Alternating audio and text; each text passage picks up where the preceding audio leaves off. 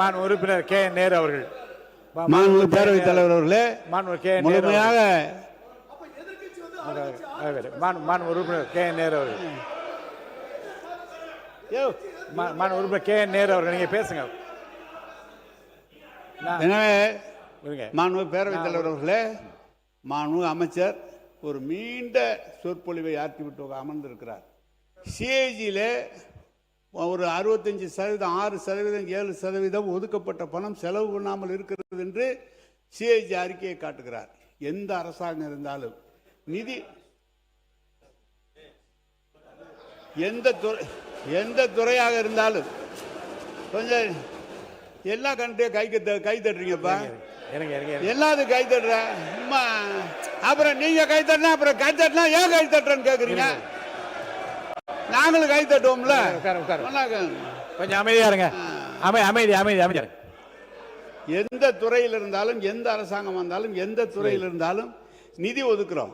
ஒரு 4000 கோடி ஒரு தொகை இந்த தொகுதிக்காக, இன்னும் திட்டங்களுக்காக நிதி ஒதுக்குற போது ஒரு சில இடங்களிலே அதை நிர்வாகம் எடுக்கிற போது சில சங்கடங்கள் வரும். நீதிமன்றங்களில் தேர்ந்து தடையாணை பெறுவார்கள்.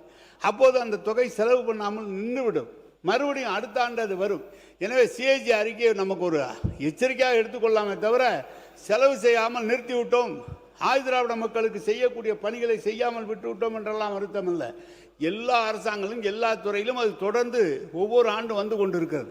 எங்களுக்கெல்லாம் ஒரு பெருமை இருக்கிறது. மாண்பு பேரவைத் தலைவர் அவர்களே, தமிழ்நாட்டில் கலைஞர் அவர்களை பெயரை சொன்னாலே எப்போது பார்த்தாலும் இவர் பிற்படுத்தப்பட்ட தாழ்த்தப்பட்ட மக்கள் என்று பேசுவார்களே தவிர இவர் வேறொன்றும் தெரியாது என்று கலைஞரை பற்றி விமர்சனம் செய்தது உண்டு. அந்த அளவுக்கு ஆதிதிராவிட மக்களுக்கும் பிற்படுத்தப்பட்ட மக்களுக்குமாக அந்த நல்ல காரியங்களை செய்து திராவிட முன்னேற்ற கழகம் இந்த துறையை பிற்பட்டோர் நலத்துறை என்று ஒன்றை உருவாக்கியதே கலைஞர் அவர்கள் தான். எனவே நீங்கள் நினைப்பது போல அந்த காலத்தில் இப்படி சொன்னார்கள், இந்த காலத்தில் இப்படி அடுத்தது கோவி செழியன் சாரை பேச வைக்க, நீங்க பேசுங்க. எனவே அந்த தொகை செலவு செய்யாமல் விட்டு விட்டோம் என்றெல்லாம் உங்களுடைய அரசாங்கம் போது நீங்க 3 மாசம் ஆயிருக்கீங்க. நாளைக்கு உங்களுக்கு ஓராண்டு காலம் இருந்தால் அவங்களுடைய அரசாங்கத்தை பற்றி 5 ஆண்டுகளுக்கு தான் மக்கள் வாக்களித்து 5 ஆண்டுகள் இந்த ஆட்சி இருக்கும். நீங்க இந்த ஓராண்டு காலம் கழித்து உங்களுடைய அரசாங்கத்தை பற்றி மத்திய அரசாங்கம் நிர்ணயம் செய்வார்கள். அப்போது எந்தெந்த பணம் செலவு செய்யப்பட்டிருக்கிறது, எது செலவு செய்யப்பட்டது சொல்வார்கள். எனவே நீங்கள் எதை நாங்கள்லாம் ஆதிதிராவிட மக்களுக்கு செய்யவில்லை என்று, ஆதிதிராவிட மக்கள் கலைஞருடைய காலத்திலும் தளபதியுடைய காலத்தில் தான் மிக உன்னதமான இடத்திற்கு வந்திருக்கிறார்கள். எனவே தொடர்ந்து 8 அமைச்சர்கள் சொன்னார்கள். நம்முடைய தளபதி அவருடைய 5 அமைச்சர்கள் பெரிய துறை உயர்கல்வித்துறையை இன்றைக்கு தந்தார்கள். எனவே அந்த மக்களின் மீது அவர்களுக்கு என்ன அக்கறை இருக்கிறதோ அதை விட கூடுதலான அக்கறை திராவிட முன்னேற்ற கழகத்திற்கும் தலைவருக்கு இருக்கிறது என்பதை தெரிவித்துக் மாண்பு உறுப்பினர் கோவி செழியன் அவர்கள் இப்போ ஏற்கனவே நிறைய விளக்கத்தை மாண்பு உறுப்பினர் சொல்லிட்டா, நீங்க ஏதாவது சொல்லுங்க. கோவி செழியன், மாண்பு உறுப்பினர் கோவி செழியன். மாண்புமிகு பேரவைத் தலைவர் அவர்களே, திராவிட முன்னேற்ற கழக சட்டமன்ற உறுப்பினர் மானிய கோரிக்கையில் கழக அரசு செய்திட்ட பல்வேறு திட்டங்களை எடுத்து சொல்லி நீங்கள் அறிவித்திருக்கிற அறிவிப்பு சில கோரிக்கைகளையும் அரசினுடைய கவனத்தை ஈர்க்கும் விதமாக தான் பேசினார். ஆனால் மாண்புமிகு பொதுப்பணித்துறை அமைச்சர் எழுந்து பல்வேறு விளக்கங்களை தந்து ஒரு பொதுக்கூட்டத்தில் பேசுவதை போல ஆதிதிராவிட மக்களுக்கு திராவிட முன்னேற்ற கழகம் எதுவுமே செய்யாததை போலவும் 25 ஆண்டு காலம் அந்த துறையை திமுக அரசு செயல்படுத்தாமல் விட்டதை போலவும் அந்த நிதி செலவினங்களை முழுமையாக அறிந்தோ அல்லது தெரிந்தோ அரசு ரீதியாக பல்வேறு கருத்துக்களை வழங்கியிருக்கிறார். அது பதிவாகியிருக்கிறது, ஊடகத்தில் ஒளிபரப்பப்பட்டுள்ளது. நான் பேரவைத் தலைவர் வாயிலாக கேட்பது, முதலில் இந்தியாவில் தீப்பிடித்து எரியாத காங்கிரீட் வீடுகளை கட்டித் தருவதற்கு திட்டமிட்டு முதலில் திறந்தது யார்? எந்த அரசு? எலிக்கு ஒரு வளை உண்டு, குருவிக்கு ஒரு கூடு உண்டு. பாழாய்ப்போன இந்த தாழ்த்தப்பட்ட மக்கள் மலையிலே நனைகிறார்கள், தீயிலே கருகிறார்கள் என்று நான் அறிந்தவரை தெரிந்தவரை இந்தியாவின் முதலில் காங்கிரீட் வீடுகளை கட்டித் தந்தது கழக அரசு.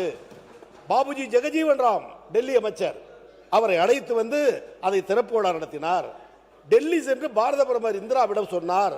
தமிழ்நாட்டு முதலமைச்சர் அழைத்தார், சென்றேன், திறந்தேன் என்று பாரத பிரதமர் தமிழகத்தில் அறிமுகப்படுத்தப்பட்ட அந்த வீடு கட்டும் திட்டத்தை தான் இந்தியா முழுவதும் கொண்டு வந்தார் என்பதும் வரலாறு. மற்றொன்று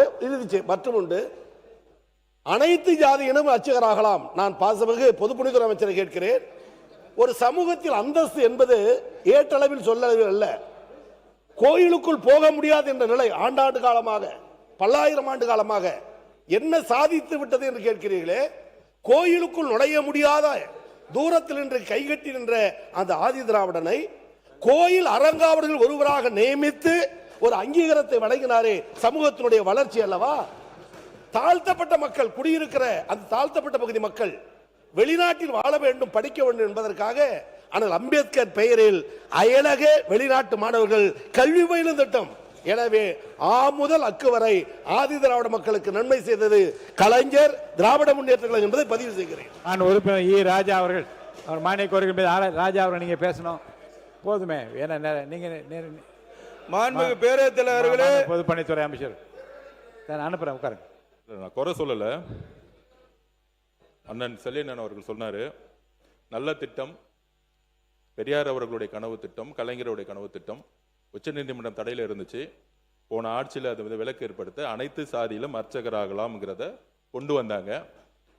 கொண்டு வந்ததை 5 வருடமும் முழுமையா அமல்படுத்தியுமா?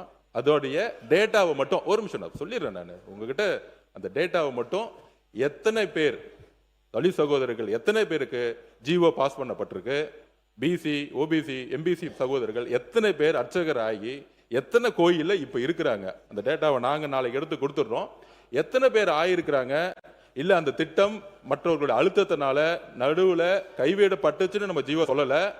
ஆனால் எத்தனை பேர் இதுல பயனடைஞ்சு ஜீவோ போட்டு எத்தனை பேருக்கு வேலை வாய்ப்பு கொடுத்தீங்கிறத கொஞ்சம் பதிவு பண்ணுங்க. முக்கியமான எத்தனை ஜீவோ